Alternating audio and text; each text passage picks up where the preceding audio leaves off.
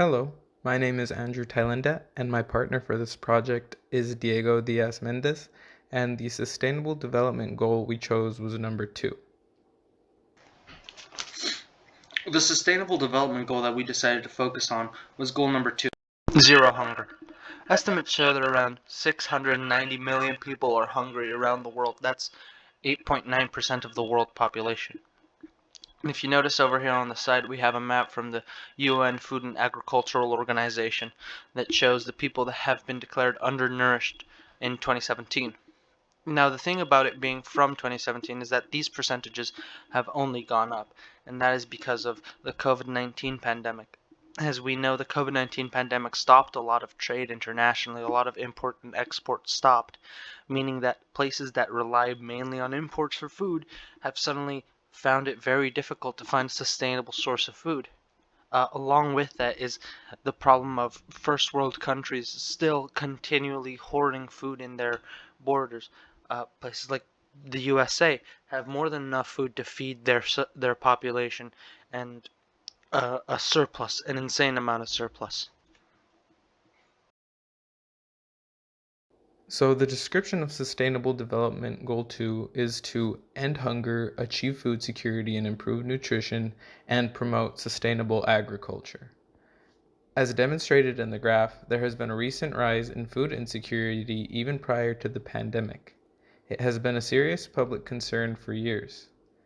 The Department of Public Health started some research in the 90s to track food security and noted that a steady 11% of the population has faced food insecurity between 1995 and 2015, which is now rising due to the pandemic.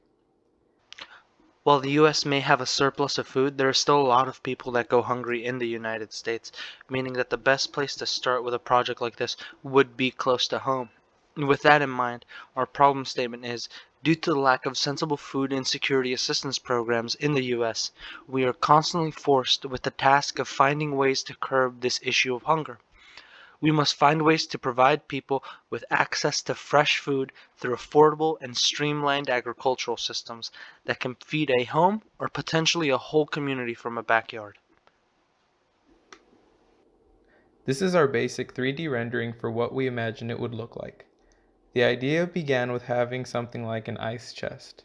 It was inspired by a technique where gardeners would grow potatoes in mesh bags that drain easily outside.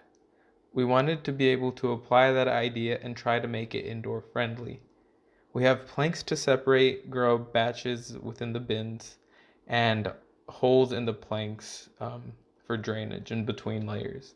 There are spouts on each level of these grow bins that we plan to have stackable, and we would be able to apply tubing to these spouts to a water reservoir that could then recycle the water back into the plant, into the potato grow section.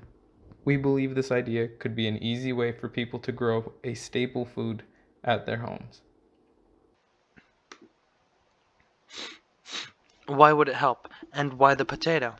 It would help since it is a cheap to make and a sustainable object in and of itself. The potato chest itself isn't very high tech, isn't very high maintenance.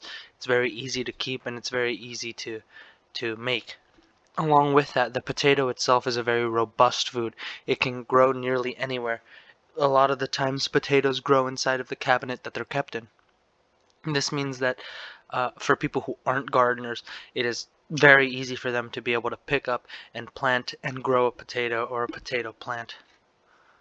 Along with that, the potential that potatoes have with GMO would make it so that in places where there's not only a caloric deficit, but there is also a nutritional deficit, those could be filled through genetically modified potatoes grown in chests like these, to close not only, like I said, the caloric gap, but to close the nutritional gap that is also found in places like this.